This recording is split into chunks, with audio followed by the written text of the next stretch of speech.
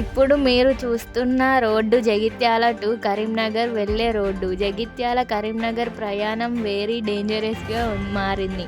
2 వరుసల రోడ్డు ఇరుకుగా, దానికి తోడు గంతుల ప్రమాదానికి వెల్కమ్ చెప్తున్నాయి. వాహనాల రద్దీ రోజురోజు పెరగడంతో అటువైపు ఇటువైపు వెళ్లే ప్రయాణికుల, వాహనదారుకు ప్రమాదకరంగా మారింది.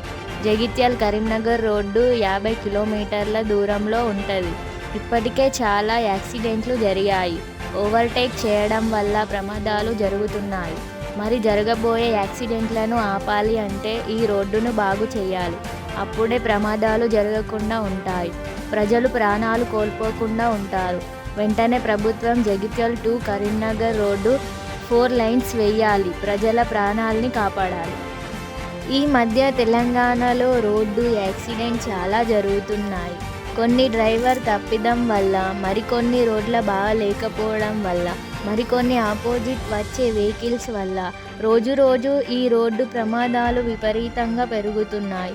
ఈ ప్రమాదాల వల్ల ఎంతమంది ప్రజలు ప్రాణాలు కోల్పోతున్నారు? వాళ్ళ ఫ్యామిలీ పరిస్థితి ఏమిటి? ప్రజలు కూడా ప్రయాణం చేసేటప్పుడు చాలా జాగ్రత్తగా ఉండాలి.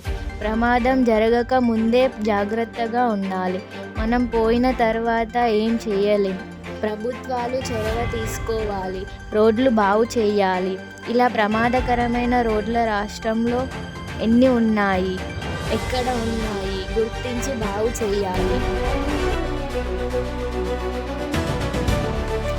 మీరు చూస్తున్నారు వెలుగు భారత్.